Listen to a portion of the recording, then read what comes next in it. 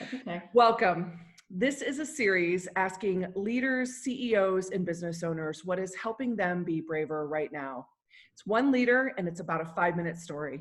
And with me, I have Teresa with Teresa Paulsen Communications.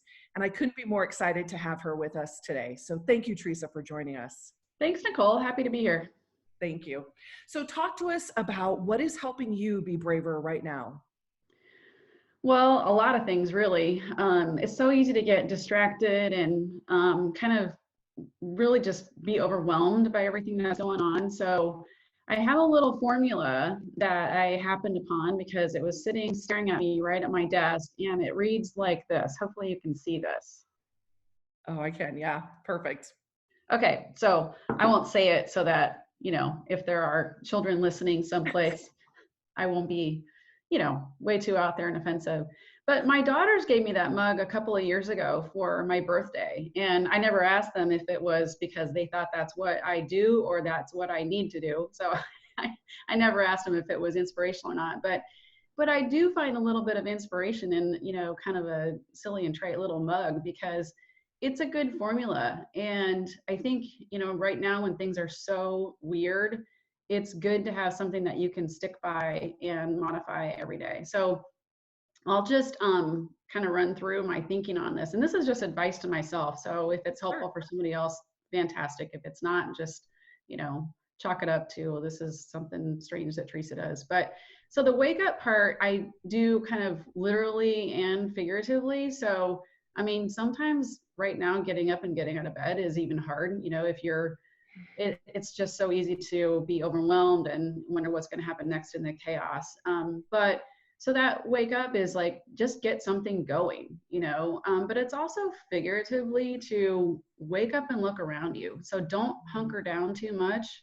It's, I think it's tempting right now to kind of say, I'm going to be head down and I'm just going to get my work done and not really look around and pay attention to what's going on around you. So that wake up, I try to use figuratively too, to see what's happening outside my little world.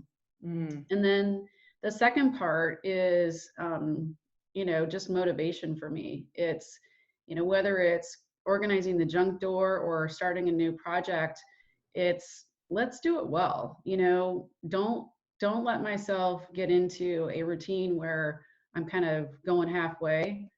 Try to focus, try to do the best job I can. And maybe that sounds super elementary, and I guess it kind of is, but it's important. And, in my business, when I'm serving clients, I need to give them my best every time. So a little motivation there is helpful sometimes. I want to go back to number one, though. I forgot to say this because this is something my grandma used to say over and over again. And she was a woman of few words, but on the wake up and get started, she said, once begun, you're half done.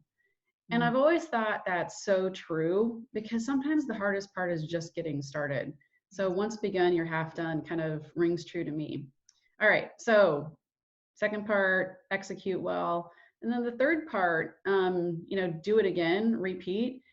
I try to not take that one too literally because one thing I learned in doing some training with your colleague, Jeff Shannon, back in the day is if you repeat the same way all the time, you are in a serious rut. Yeah. And that will stifle your creativity, it will stifle your innovation. So, try to break up your routine, try to do things differently. We used to tell people drive to work a different way sometimes. Yeah. Well, we're not driving to work so much anymore, but I don't know, maybe work from a different spot in your home if you can, or just do something differently to help open your eyes to a different way to look at things. So simple formula, something that I'm doing right now to help me manage. It does take small, brave moves to say it's okay to experiment. It's okay not to to try something different, right, today, and to almost give ourselves permission to do that. And so I want you to think about what's one piece of advice you have for anybody listening right now. One piece of advice. I just gave you a whole bunch of advice. You did give some good advice, and I appreciate that. But what I also appreciate. No, sorry, Nicole, I don't mean to throw it back on you.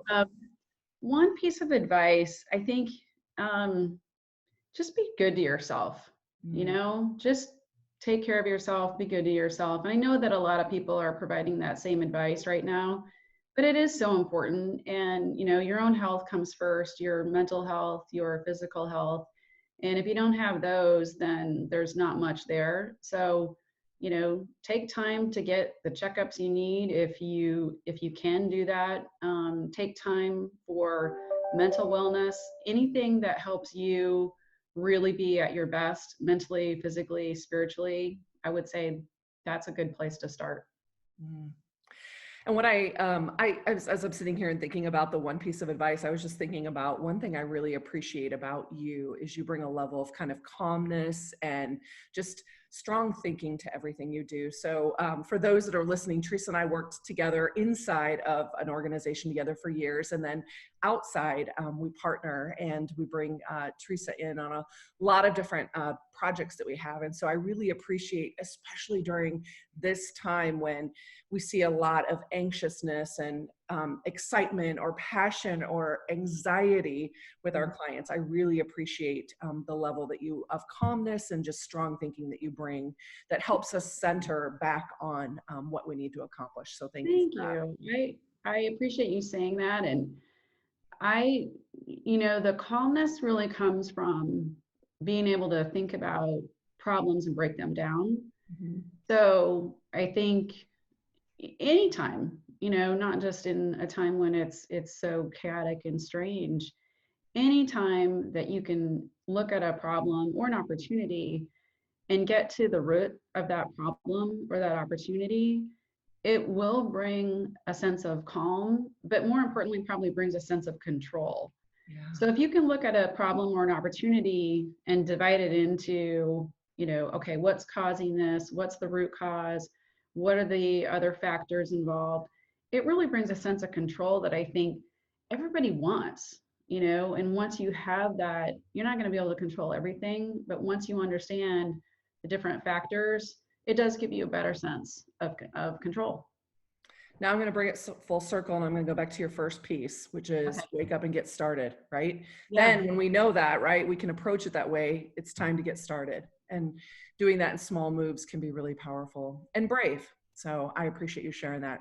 Thank you, Teresa, so much for Yeah. sharing what's helping you be brave right now.